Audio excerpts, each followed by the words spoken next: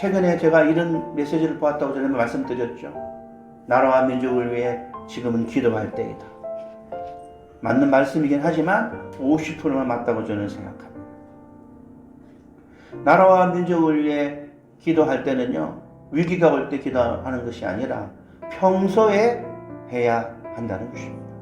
사무엘 선지자처럼 평소에 기도해야 합니다. 민족과 나라를 위해 평소에 기도하는 사람이 많을 때 이 나라가 평안 가운데 있게 될 줄 믿습니다. 우리가 평안을 잃어버리면 우리의 신앙의 자유도 날아가는 것입니다. 우리가 동성연애 맞는 것 저도 100% 찬성합니다. 차별금지법 반대하는 거 100% 찬성합니다. 그러나 우리가 하나님 앞에 얼마나 정직했는가, 우리가 하나님 앞에 얼마나 깨어있는가, 이 땅에 다시는 전쟁이 일어나지 않고 새벽에 같은 청년들이 구름대처럼 벌떼처럼 주님께 돌아오기를 우리가 눈물로 정말 과연 기도했는가 돌아보았으면 좋겠습니다. 저는 나라와 민족을 위해 설교할 때마다 우간다 이야기를 종종 합니다. 우간다는 참으로 가난한 나라였습니다. 에이즈가 창궐한 나라였습니다. 4명 중 1명이 에이즈였다고 합니다. 그리고 수년 동안 폭군의 정치인들이 나타나서 수많은 백성들의 재산과 생명을 빼앗아갔습니다. 군인들에게 월급을 주지 않아서 군인들이 마을을 습격해서 다 재산들을 그렇게 빼앗아가는 그런 어처구니 없는 일들이 있었던 것이 우간다라는 나라입니다. 그리고 결국 교회의 문을 닫아버렸습니다. 나무로 이렇게 탁 못을 박아가지고 문을 못 열게 해버렸습니다. 기도할 장소가 없습니다. 그러자 목회자들이 숲속에 들어가서 연못에 들어가서 코만 내밀고 기도했다고 합니다. 하나님은 그럴 때 존 물린디 목사님이라는 분을 선택하셔서 그에게 환상을 주며 그 우간다의 초교파의 기도 운동을 일으켜라, 수많은 기도의 네트워크를 만들어라, 그 사명을 주었습니다. 그리고 그가 그것을 메시지를 전하기 시작하자 집집마다 기도하는 운동이 일어났습니다. 그리고 하나님의 영이 우간다에 임하자 대통령이 기독교 대통령으로 바뀌고 에이즈가 떠나가기 시작했다는 것입니다. 나라를 치유하고 변화시키는 분은 오직 하나님 분이십니다. 할렐루야. 하나님은 지금도 나라를 위해 기도하는 분을 찾고 계십니다. 어떻게 하면 나라를 위한 중보기도를 잘할 수 있을까요?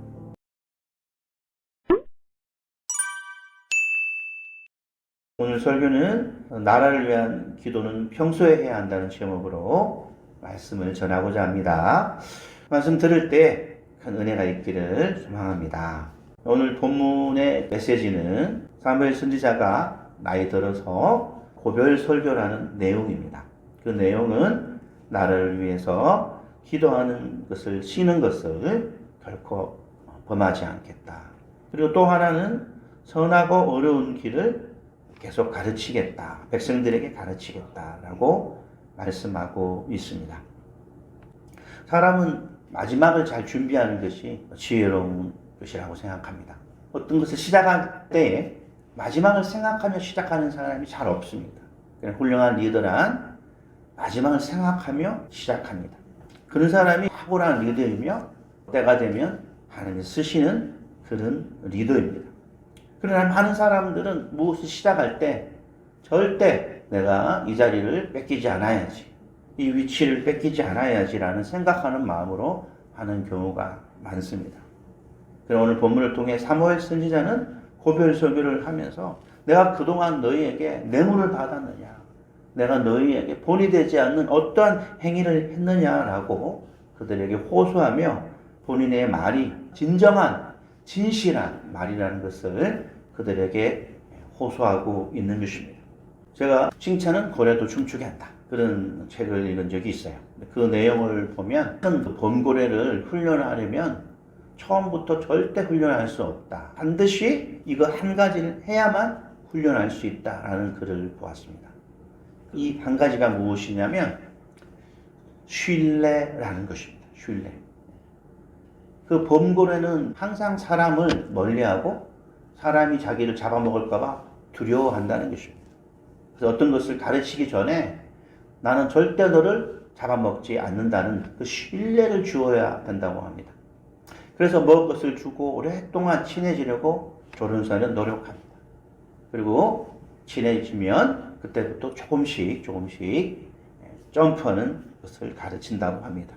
오늘 사무엘 선지자가 백성들에게 선하고 어려운 길을 가르치겠다라고 말씀하고 있습니다. 백성들에게 존경받는 리더였습니다. 뇌물을 받지 않고 결코 개인의 어떤 사심을 가지지 않고 순수한 마음으로 백성들을 이끌어갔던 지도자였습니다. 그렇기 때문에 그가 가르치는 모든 말씀이 선하고 의로운 길을 가르치는 말씀인 것을 증명한다는 것입니다. 사람들에게 진실한 말씀으로 가르치고 싶다면 신뢰를 얻어야 합니다. 오늘날 우리 정치 현실을 볼 때 신뢰를 얻을 만한 사람이 없다는 것이 너무나 안타깝습니다.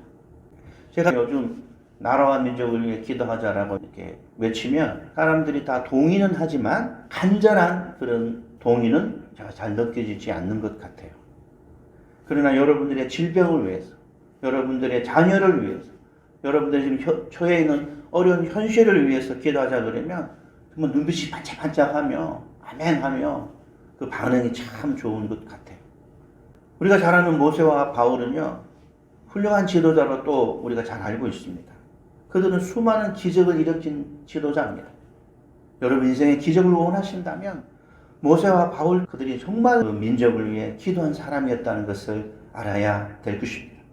출애굽기 32장 32절을 다 같이 읽어볼까요? 그러나 이제 그들의 죄를 사하시옵소서. 그렇지 아니하시오면 원하건대 주께서 기록하신 책에서 내 이름을 지워버려 주옵소서. 이스라엘 백성이 우상 숭배하고 하나님께 범죄했을 때 하나님의 심판하시겠다고 그러실 때 이스라엘 백성을 위해 중보기도하는 모세의 마음을 우리는 이 말씀을 통해 알 수 있습니다. 모세가 원하건대 주께서 기록하신 책에 생명책에서 내 이름을 모세의 이름을 지워버려 주옵소서. 본인이 지옥에 갈지라도 이 나라를 이 민족을 용서해달라는 모세의 그 애국의 마음, 민족을 사랑하는 마음을 볼 수 있습니다. 사랑하는 여러분 정말 이런 마음을 지금 가지고 있습니까? 또 로마서 9장 3절 읽어보겠습니다. 나의 형제 곧 고륙의 친척을 위하여 내 자신이 저주를 받아 그리스도에게서 끊어질지라도 원하는 바로라. 사도 바울은 선교사의 부름을 받았습니다. 그럼에도 불구하고 그는 유대인들이 하나님께 돌아오기를 원하는 그 뜨거운 마음이 있었다는 걸 이 말씀을 통해 알 수 있습니다. 저주를 받아 그리스도에게서 끊어질지라도 원하는 바로다. 나의 형제 곧 고륙의 친척을 위하여, 유대인들을 위하여, 유대인들이 하나님께 돌아오는 것을 간절히 원하는 바울의 마음을 배울 수 있습니다. 사무엘 선지자, 모세와 바울을 통해 우리가 알아야 될 교훈은 하나님이 쓰시는 사람의 공통된 특징 중에 하나는 나라를 위해 기도하는 사람이었다는 것입니다. 그러므로 여러분의 기도 제목에 이 나라와 이 민족을 위한 기도 제목이 높은 1, 2순위에 들어가야 될 것입니다. 여러분 기도 제목을 돌아보는 12월이 되었으면 좋겠어요. 지난 1년 동안 어떤 기도 제목이 응답되었는가? 또 내가 왜 기도가 응답되지 않는가? 여러 가지 비교해 보면 좋겠어요. 그 중에 하나 힌트가 정말 나라와 민족을 사랑하는 이 나라가 하나님의 뜻이 이루어지는 나라가 되기를 원하는 그 기도 제목이 있는지를 체크해보고 없다면 한번 해보시길 바랍니다. 정말 나라와 민족을 위해 기도하는 여러분이 된다면 하나님이 여러분의 기도에 더 많이 응답해 주실 것이라고 저는 믿습니다. 나라와 민족을 위해 중보기도한 근대에 사람이 있다면 존 낙스 목사님이라고 저는 생각합니다. 그가 유명한 기도를 했죠. Give me Scotland or I die. 오 하나님, 스코틀랜드를 내게 주소서. 그렇지 않으면 나를 죽여주소서. 목숨을 건 그 기도의 내용입니다. 스코틀랜드는 수년 동안 가톨릭이 지배하는 나라였어요.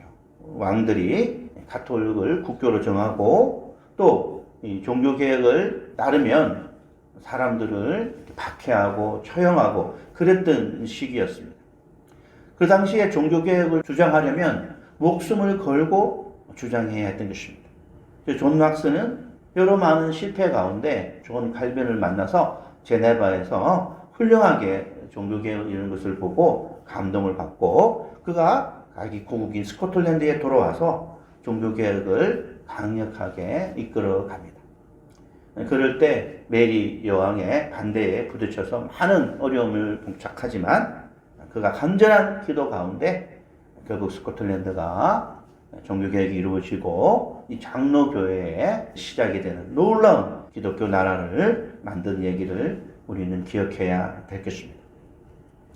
종교개혁자들이 개인의 어떤 구원, 우리 가족만 생각했다면 결코 종교개혁을 이룰 수 없었을 것입니다. 나라를 사랑하는 마음, 그 나라가 진정한 신앙의 자유가 있고 하나님의 뜻이 이루어지기를 원하는 마음이 있었기에 진정한 애국심이 있었기에 하나님이 축복해 주셔서 정말 종교개혁을 이루어 주셨던 것입니다. 우리나라도 매우 어려웠던 시기가 있었어요. 6.25라는 시기입니다. 6.25 때 수많은 목사님들이 부산으로 피난을 갔습니다. 피난 가서 어디에 모여 있었냐면 부산의 초랑교회라는 곳에 모여 있었습니다. 그곳에 250여 명의 목사님들과 장로님, 피난민들이 함께 지냈습니다. 근데 점점 북한군이 내려와서 낙동강 전선까지 내려와서 정말 곧 남한이 다 점령당하는 그 위기에 처하자 이들이 정말 간절히 기도하기 시작했습니다. 1950년 8월 30일부터 9월 15일까지 약 보름 동안 진정한 회개를 했던 것입니다. 하나님 앞에 바로 서지 못했던 것, 또 신사참배를 허용했던 것, 많은 것들을 회개하면서 나라와 민족을 위해 기도하고 금식하고 정말 눈물로 기도했어요. 그리고 9월 15일 날 또 아침 기도가 끝나고 난 뒤에 그날에 놀라운 하나님의 은혜가 나타났던 것입니다. 우리가 잘 아는 인천 상륙 작전이 성공했던 것입니다. 하나님은 은혜를 베풀어 주시기 전에 기도하기를 원하십니다. 특별히 나라와 민족을 위해 기도할 때 하나님은 놀라운 기도의 응답을 베풀어 주십니다.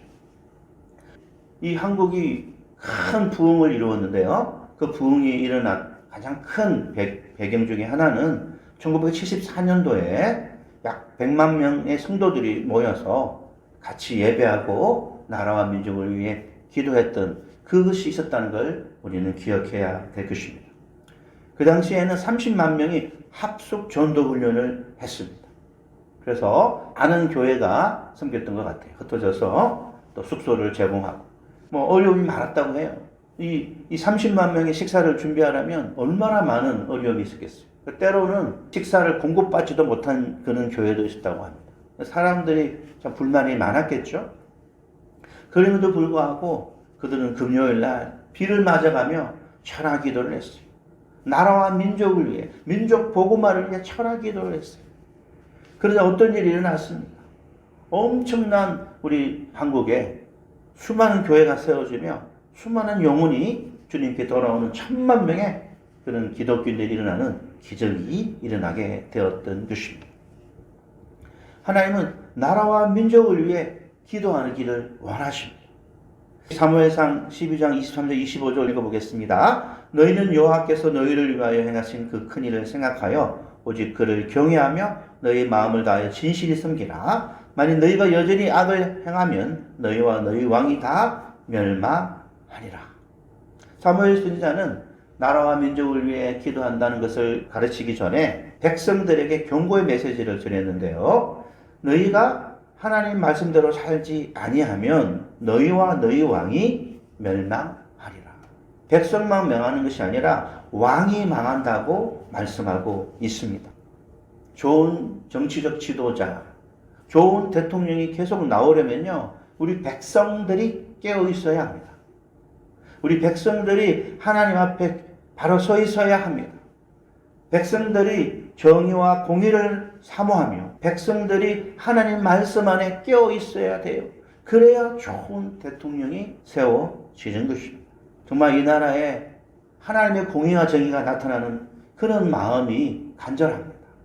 우리는 정말 나라를 위해 기도해야 합니다. 교회 안에서 정치 얘기를 하기는 어렵습니다. 서로 의견이 다를 수 있기 때문입니다. 그러나 이 어려운 시기에 하나님의 뜻이 어디 있는가를 우리는 살펴보아야 될 것입니다. 이 땅에 정치적 리더십뿐만 아니라 수많은 리더십들이 세워지는 데 있어서 존경받는 지도자가 없다는 것입니다.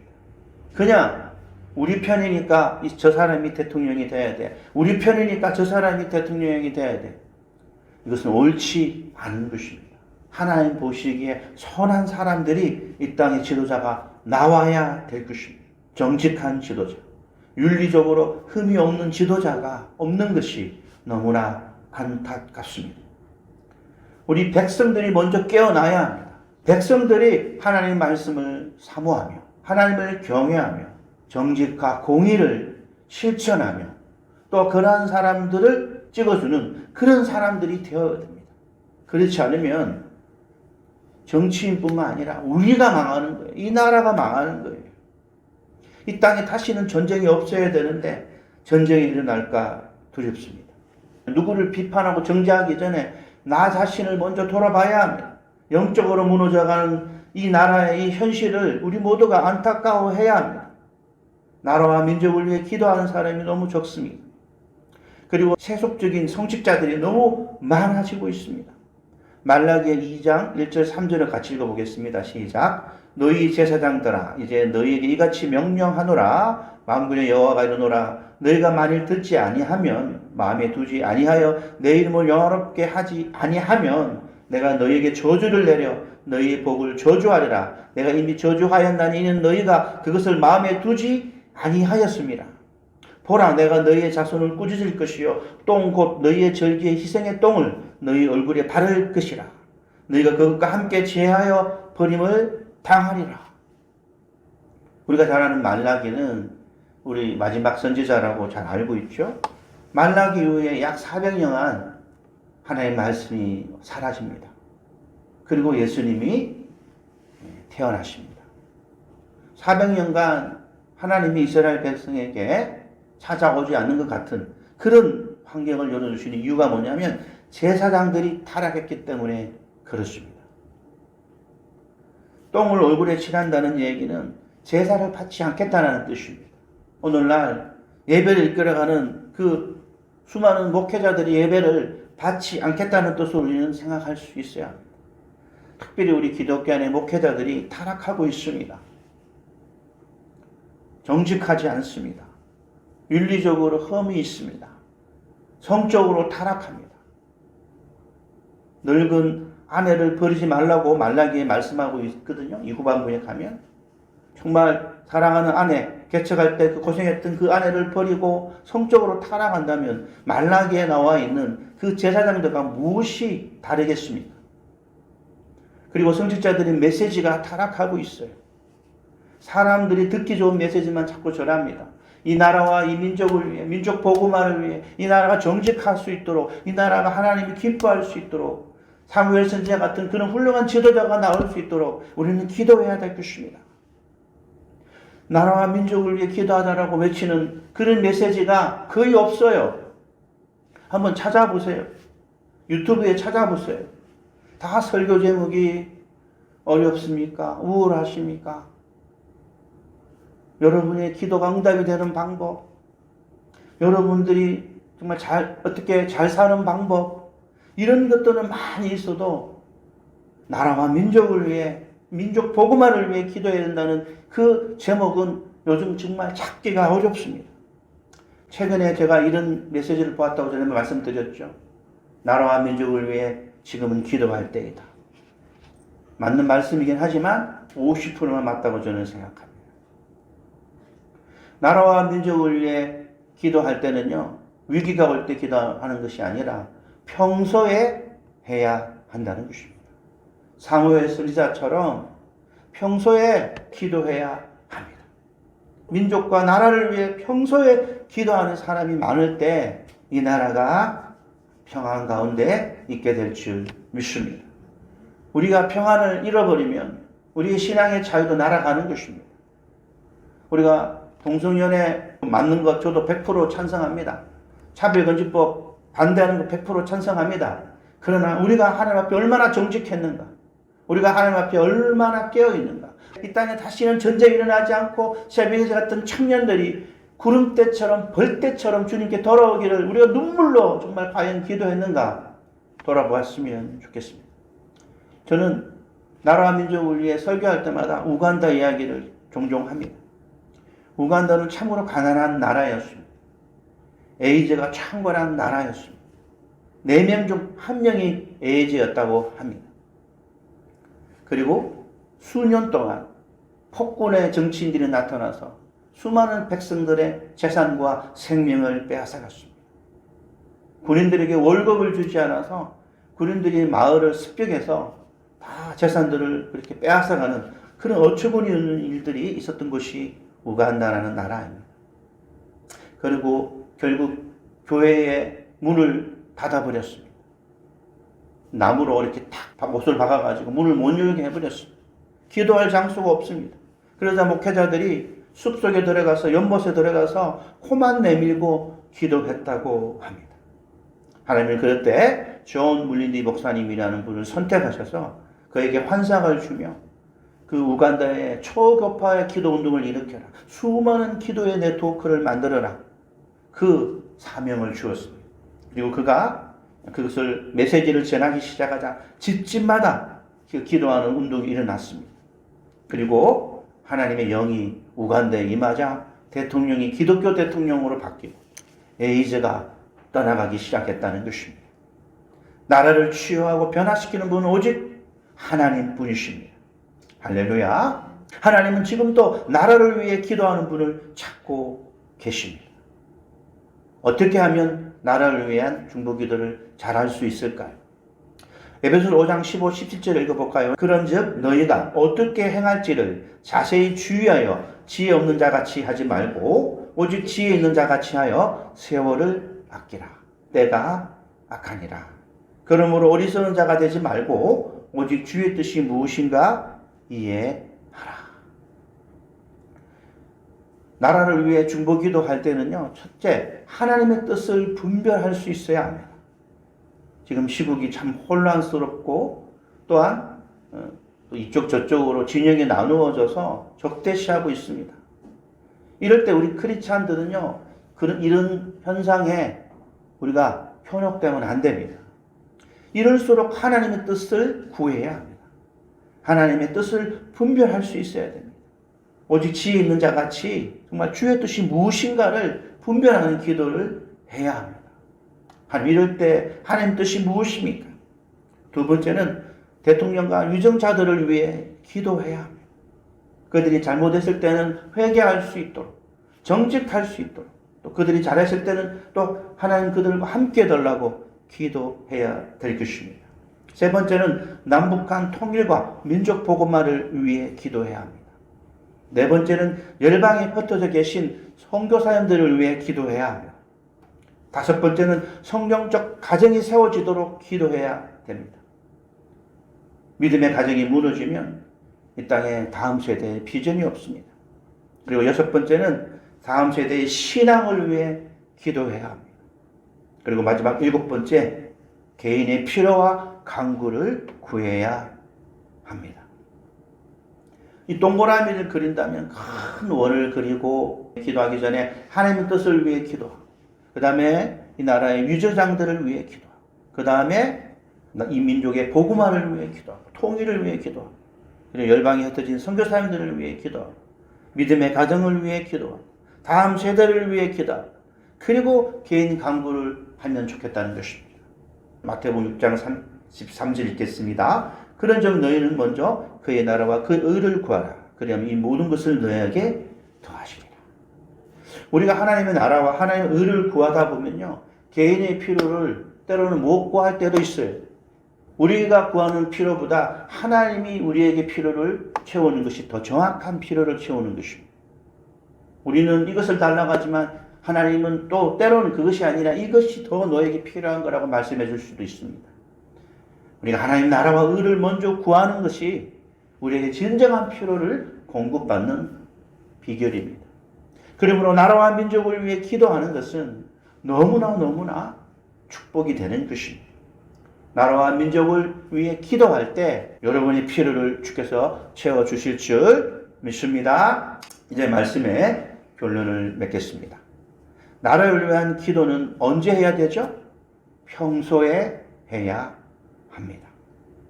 위기가 와서 기도도 해야 되지만 위기가 와서 기도하면 이미 늦습니다.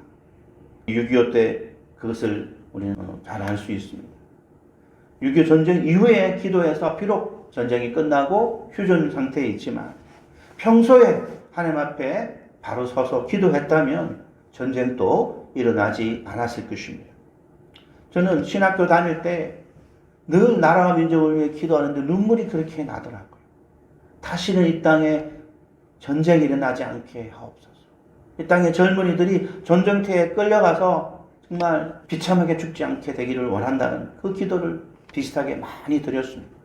요즘 우크라이나 전쟁을 보면 우리 북한 청년들이 러시아에 끌려가서 안타까운 죽음의 소식을 뉴스로 통해 듣지 않습니까? 정말 그 청년들이 비록 북한군이라 할지라도 저는 너무 마음이 아파요. 그 부모들이 얼마나 마음이 아프겠습니까? 정말 북한을 위해 또한 우리는 기도해야 될 것입니다. 뜨겁게 기도하는 건 좋은데 나라와 민족을 위해 먼저 기도하고 또 여러분의 아픔과 여러분의 필요를 위해 기도했으면 좋겠습니다. 물론 수많은 사람들이 목사님 제 코가 석자입니다. 물론 이해합니다. 또 위로해드리고 싶고 또 그들을 위해 기도해드리고 싶습니다. 그러나 다시 한번 하나님이 우리에게 말씀하고 있습니다. 마태복음 28장 19절을 다 같이 읽겠습니다. 그러므로 너희는 가서 모든 민족을 제자로 삼아 아버지와 아들과 성령의 이름으로 세례를 베풀고 너희는 가서 모든 민족을 제자 삼아라고 말씀하고 계시다는 것을 알아야 합니다. 하나님은 이 나라가, 이 민족이 제자 되기를 원합니다. 그래서 우리는 나라를 사랑해야 합니다. 이 나라를 위해서 기도하는 것이 가장 탁월한 전략입니다. 그냥 기도가 아니라 진실한 기도입니다.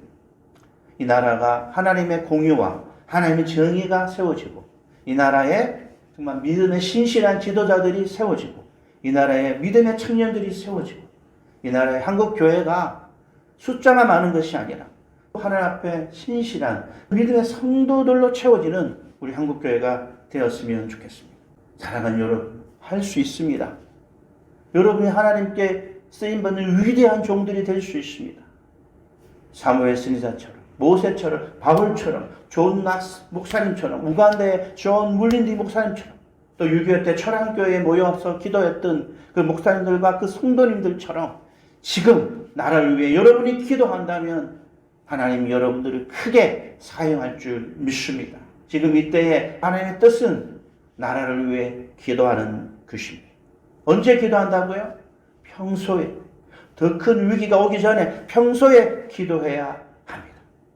지금도 늦지 않았습니다. 다 같이 힘을 내어 모일 때마다 이 나라를 위해 기도하기를 원합니다. 평소에 이 나라와 민족을 위해 기도하여 하나님께 쓰임받는 역사의 주인공이 되기를 주의 이름으로 축복합니다.